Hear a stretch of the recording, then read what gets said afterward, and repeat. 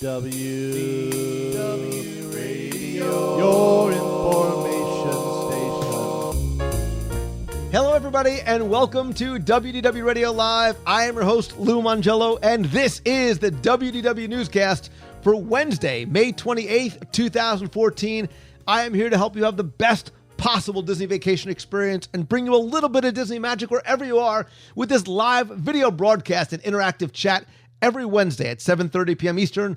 Also, visit the website at WDWRadio.com for the weekly podcast, videos, blog, Walt Disney World trivia books, audio tours, mobile app, events, newsletters, so much more going on there. Again, you can find everything over at WDWRadio.com, including my brand new book, 102 Ways to Save Money for and at Walt Disney World. It is available now in print and pretty much every digital platform. I want to thank you guys for such wonderful reviews over on Amazon and iTunes for 102 Ways. For example, Teresa Passmore left a review the other day and said, "This is now a Disney must-do, and I recommend it highly to Walt Disney World pros and newbies. I love having tips for every phase of my vacation, from planning to when I'm actually there." Again, you can find the book over at Disney102.com. All right, let's get right into this week's Walt Disney World news. Again, today is Wednesday, May 28th. That means after literally years of waiting and watching this mountain grow out of the center of Fantasyland, the Seven Dwarfs Mine Train opened today. I want to know, have you had a chance to check it out yet, especially if you're a Florida local? I know there was a lot of people in the parks today.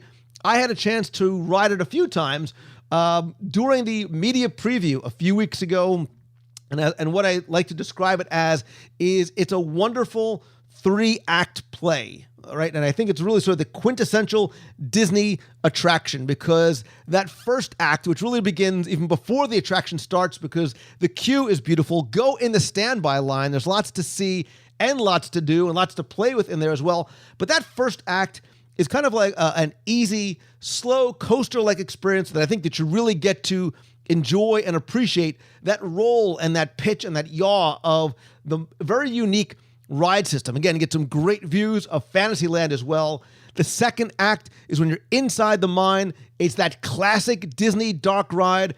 Pay attention very carefully to what you hear. Listen to how they rearrange the music. The audio animatronic figures are beautiful. Lots to see. Lots of re-rideability just going through that mine itself. And then when you come out, that's the beginning of the third act. It's a little bit more of a thrill ride type experience, but still accessible to everybody in the family, including kids.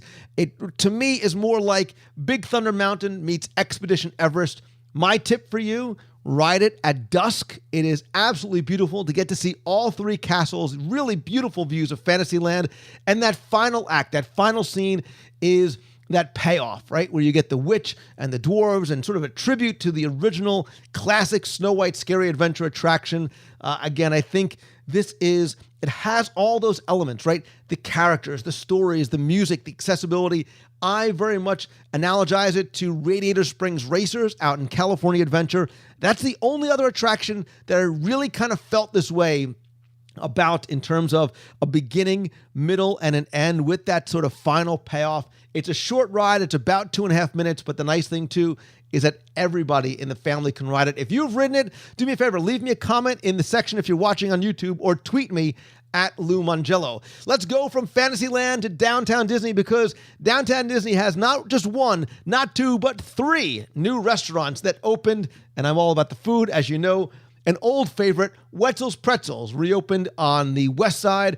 Right next door to that, Haagen-Dazs also reopened that kiosk location, and Starbucks now opened its new location by the World of Disney in the Downtown Disney Marketplace side. Couple of things to know about this one, though. There is no indoor seating. There's a full drink menu, but there is a limited number of items on the food menu itself. When I hear 3 restaurants, I think breakfast, lunch, and dinner.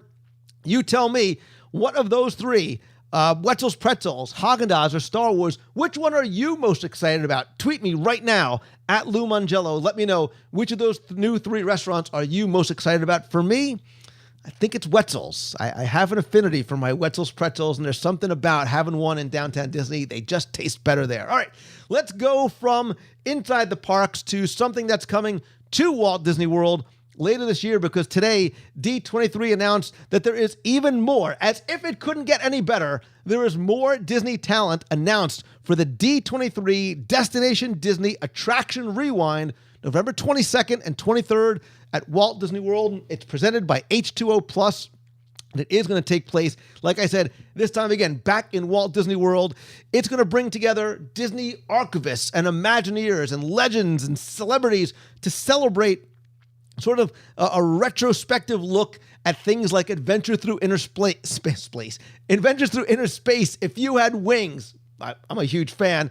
20,000 Leagues Under the Sea. Lots of rarely seen concept art, video clips, lots of stories from the people who were there, who were part of these attractions. Additionally, there's going to be a full day of presentations dedicated to Disney's contributions to the 1964-65 World's Fair. And who's coming is truly a who's who of Disney celebrities. So legends include Charlie Ridgway, Ron Logan, Bill Sullivan, lots of Imagineers like Marty Sklar, Bob Gurr, Alice Davis.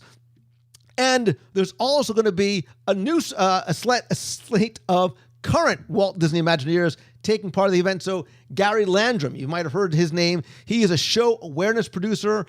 He also archives and preserves the history and stories of Imagineering. Jason Grant, he's been on the show before. He's an art director. His projects include New Fantasyland and the Magic Kingdom storybook. Dave Minichello, an executive director who's also a art direction, guided the, as aforementioned, Seven Dwarfs Mine Train. And Pam Rollins is a show producer whose projects include Animal Kingdom and Epcot's Millennium Celebration. Also, there's going to be a special exhibit designed by the Archives, Pleasure Island Rewind, an evening celebration themed around downtown Disney. I totally am digging that. And a pop-up shop from Mickey's of Glendale. Lots of stuff right from Walt Disney Imagineering that you could buy right here in Walt Disney World. Again, it's going to take place in the Convention Center over at Disney's Contemporary Resort. Tickets are currently available to D23 Gold and Silver members, and tickets will be available starting today to free members at a slightly higher price, and everybody gets a special as yet unannounced gift. More details about the program and tickets and lots more can be found at d23.com/event. And obviously they're going to have more schedule announcements in the coming months. And I'm going to have somebody from D23 come on the show, talk to us some more about this event, which I have been to every time on both coasts. And as much as I love the expo, which is sort of that every other year, huge sort of trade show gathering of all things Disney, I really am a big fan of the Destination D events. They're smaller, they're more intimate. They really focus on the things that we as Disney geeks, and I say that affectionately, these are the things that we love. The history and the people, and being able to sit there and listen to stories in an environment that they make you feel as though you're sitting in their living room and they're just sort of talking not off of a script, but about their experiences with Walt and creating attractions. And these guys are like everything Disney does, such fascinating storytellers. So if you've never been before and you can get down here in November, by all means, please join me and other D23 members. I am absolutely going to be there again for the Destination D Attraction Rewind. I am very, very excited about this one because I'm all about the theme parks. Again, visit d23.com/events. And if you're going, tweet me or Facebook me. Let me know. Love to get together with you guys while you are there. All right, so we've already covered the mine train. We've covered food, two of my favorite things. We've covered Destination D. We've got the trifecta. And now to bring things full circle, in terms of my Disney geekdom, we're talking about, of course, Star Wars. Because the force is very, very strong over at Run Disney, because they just announced another transportive race weekend, the Star Wars Half Marathon Weekend, presented by Sierra Nevada Corporation at the Disneyland Resort. This time it's going to begin in Disneyland January 15th and run through January 18th, 2015. This is the fourth Run Disney race scheduled for 2015 in Disneyland. It's going to join the Half Marathon Weekend, the Tinkerbell Half Marathon Weekend, and of course, the recently announced and oh so very excited for Avengers Superhero Half Marathon Weekend, which I will absolutely be at and absolutely be participating in. Like those events, there is something here for the little kids to Jedi Masters. There's kids races, a 5K, a 10K, and a half marathon. And if your midichlorian count is really high, and now you see why I never dated very much, you can actually do the 2-race challenge. If you want to do the 10K and the half, you get a special commemorative medal for that sort of Rebel Challenge. So there's also a bunch of events like the Health and Fitness Expo, the pre-race party, characters. Again, a great combination of family, fitness, and Star Wars kind of fun. Now, let's get to what it's going to cost. The half marathon, if you register by July 22nd, is $195. The Rebel Challenge, the 10K and the half, is $320. The 10K is $105. The 5K is $70, and the kids' races are $20. There's also a Wookiee welcome party for $99, and you can also be a member of the cheer squad. Now, registration is going to open on June 10th at runDisney.com. Look, this is obviously going to be something that people have wanted and hoped for a long time. It is going to be a huge, instant monster hit. And if the Avengers is any indicator, that's sold out in less than 2 hours. So this is sort of par for the course now. Plan your day. Call in sick from work. If you're still in school, you may want to fill up a cough that morning if you want to get in, because again, it is going to sell out very, very quickly. Now, a lot of people, when this was announced, were tweeting me and emailing me and Facebooking me and messaging me like crazy about a lot of different things. It's Star Wars, so the geek factor went way through the roof. But one of the things, too, was really about the timing of this attraction and the location. So first of all, I think a lot of people expected a Star Wars-themed race, but we expected it maybe in Walt Disney World. A lot of people speculated that maybe it was going to replace the Expedition Everest Challenge. It would take place during Star Wars weekends. It seemed like the perfect fit, the perfect marriage. Now it's going to be in Disneyland, but the interesting thing is that it's 1 week after the Walt Disney World Marathon and right after the recently announced and I believe sold out Castaway Cay Challenge on the January 12th sailing of the Disney Dream. So, assuming that money and jet lag and exhaustion was no object, technically you can do almost all of them. You could do the marathon in Walt Disney World.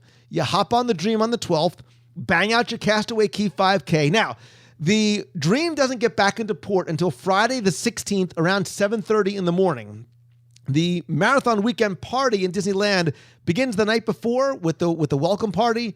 The 5K does begin at 5:30 a.m. on the 16th. So theoretically, because of the time difference, if you could get to the airport or your private jet fast enough, you could possibly make it back for every single one of the events. That, if my calculations are correct, that's 13 medals in about a week. So in Walt Disney World, you've got the 6 medals, this 5K, 10K, the half, the full, the goofy race and a half challenge, and the dopey. That's only about 50 miles. Castaway Challenge is going to give you 2 for the Castaway Cay 5K and the Castaway Challenge if you do anything in Walt Disney World. Then you jet set out to Anaheim. You get 5 medals, the 5K, the 10K, the half marathon, the Rebel Challenge, and the Coast to Coast. So that's 13 medals in a week. You're going to need a bigger boat or wall for all of your medals. Some people are saying you're also going to need a second mortgage as well, because, yeah, it is a lot. And I think, in sort of trying to dissect the choice of when and where to do this, I think this really is not meant to be for somebody who wants to get all 13 medals in a week. I think this is really meant to appeal more for the California residents or people on the West Coast, or maybe people who can't get out here for a marathon weekend. They want to give them something really exciting as well, too. I know a lot of us would like to have seen this here in Walt Disney World. Who knows? Maybe they'll bring a Star Wars one here as well. But the thing that I'm curious about is, which one of these new Disneyland races are you most excited for? Is it the Avengers? Is it Star Wars? Is it maybe still, are you, now it's almost as a purist, is it really the Walt Disney World Marathon weekend? That is the hallmark event for all the Run Disney events. Do you want to maybe do it all? I would love. Now, people in the box are saying, Beatrice Feeney is saying the Avengers. Some people are saying Star Wars. Yeah. So if you did all of them, it would be about 80 miles in a week. And I know some people do that in a weekend. Jimmy Styles says he's going for the Avengers because he's in it. Some people are saying Avengers. So some people are saying, too, this is a perfect fit for me because I can't get to Florida because I'm in the military.